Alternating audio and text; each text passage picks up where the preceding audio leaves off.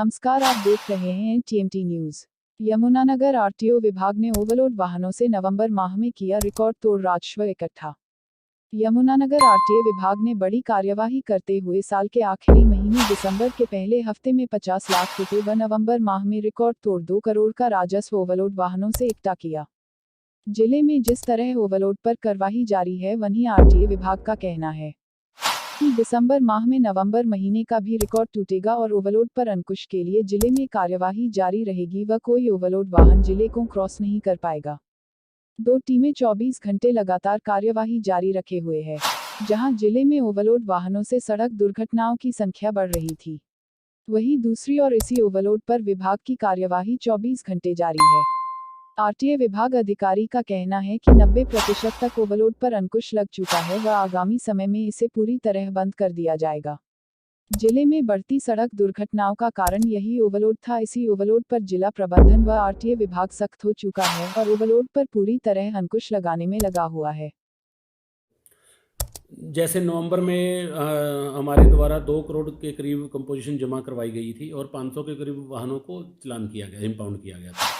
अब 1 दिसंबर से लेकर और आज 9 नवंबर तक कम से कम 150 के करीब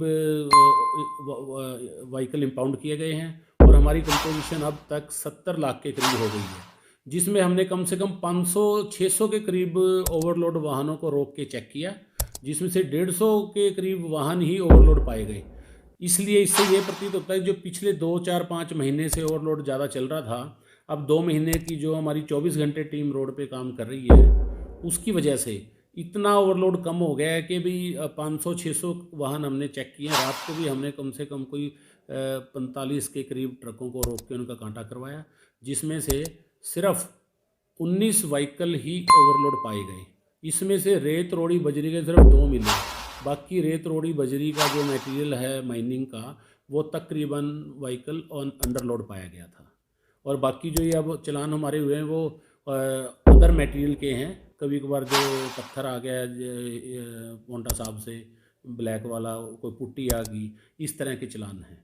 तो ओवरलोड तकरीबन 80-90% तक ज़िले में लगाम लग चुकी है। जैसे अब धुंध का सीज़न चल रहा है, इस वजह से भी हम लोगों को अवेयर कर रहे हैं। पासिंग के दौरान अब ट्रैफिक पुलिस के साथ मिलके कॉलेजेस और स्कूलों में अवेयरनेस एक्टिविटीज़ की जा रही है। उनको समझाया जा रहा है धुंध में ना सफ़र करें, बाहर ना निकलें तो आगे पीछे अपनी रिफ्लेक्टर टेप लगी हो। इमरजेंसी में ही सुबह और लेट नाइट आप बाहर निकलें, क्योंकि इस एरिया में धुंध पहले और जिलों से काफ़ी ज़्यादा रहती है, क्योंकि यमुना की वजह से और ग्रीनरी ज़्यादा है।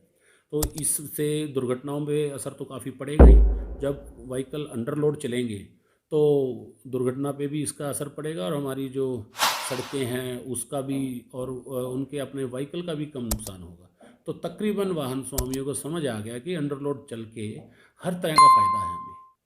रिकॉर्ड तोड़ने का कोई मकसद नहीं है। हमारा जो मेन मकसद है उसको ओवरलोड कम करना है।